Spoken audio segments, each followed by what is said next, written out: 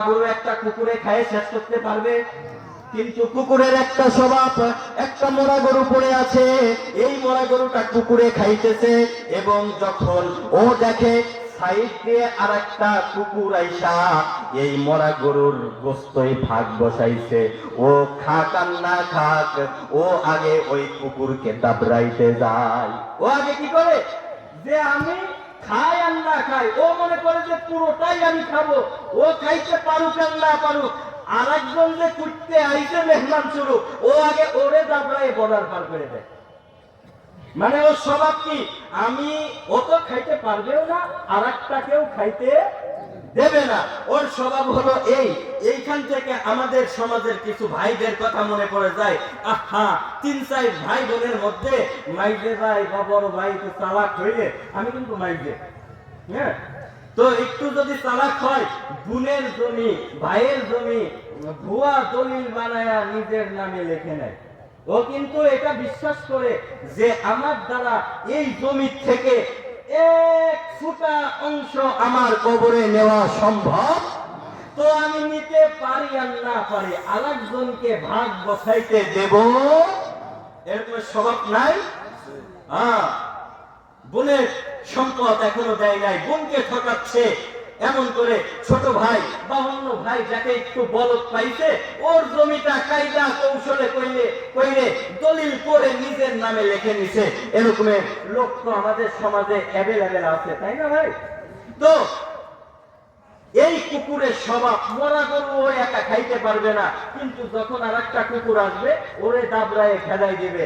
মাঝখানতে দেখাই যায় ওরা মাঝে মাঝে দাবড়া দাবি করতে করতে কইছে শেষ ম্যাচ কারো ভাগ্যে আর জোটে না।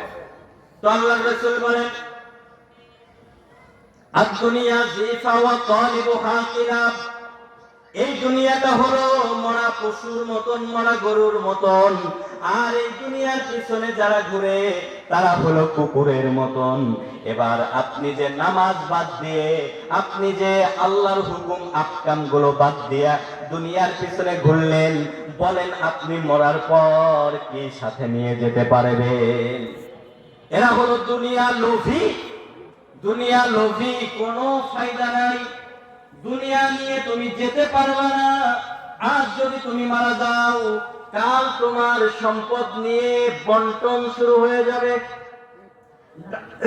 গত কিছুদিন আগে ঢাকার একটা ঘটনা, বাবা মারা গিয়েছে, 2টা সন্তান, কোটি কোটি টাকার মালিক, বাবার কোটি কোটি টাকার সম্পত্তি, কিন্তু বাবা মারা গিয়েছে 24 ঘন্টা পার হয়ে যায়, বাবার লাশটা ওখানে পড়ে আছে, কিন্তু এখনো পর্যন্ত কোন সন্তান বাবার লাশটা কাফনের ব্যবস্থা করে না। কেন ব্যবস্থা করো না? সাংবাদিক যে বলে তোমাদের কি সমস্যা, বাবা মারা গেল 24 ঘন্টা হয়ে গেছে, পেটটাও ফুলে গিয়েছে, তোমরা কাফন দাফনের ব্যবস্থা করে না কেন? বলে যে আমাদের 2 ভাইয়ের ভিতরে বাবার সম্পত্তি নিয়ে একটু মত বিনিময় বা একটু মতের দ্বিমত, মানে ওয়ামিল হচ্ছে, এই জন্য আমরা যতক্ষণ না পর্যন্ত ফাইসালায় পৌঁছাইতে পারবো ততক্ষণ পর্যন্ত আমরা কোনো সিদ্ধান্তে আসতে পারবো। তাইলে এরকমের সন্তান রাখাচ্ছে না রাখা ভালো না? তাইলে আপনি সম্পদ করলেন কার জন্য? সম্মানিত হাজিরিন, এই জন্যই আল্লাহ পাক রব্বুল আলামিন বলতেছেন, আল্লাযী জামা মালাও ওয়া আদ্দাদা, যারা মাল গুছায় গণনা করে করে রাখে। আমার একটা বাড়ি আছে, আমার আরেকটা বাড়ির দরকার, মানুষের চাহিদার কোনো শেষ নাই। আপনার কাছে আজকে 10,000 টাকা আছে, আপনি চিন্তা করতেছেন আমার 1 লাখ টাকার দরকার। দেখবেন বাস্তব কথা, আপনার যখন 1 লাখ টাকা হবে আপনার টার্গেট চলে যাবে 2 লাখ টাকায়, আপনার যখন 2 লাখ টাকা হবে আপনার টার্গেট চলে যাবে 3 লাখ টাকায়। আছে না নাই? আপনি চিন্তা করতেছেন আমার এখন একটা টিনের ঘর আছে, একটা ফুলল করা ঘর বানাবো।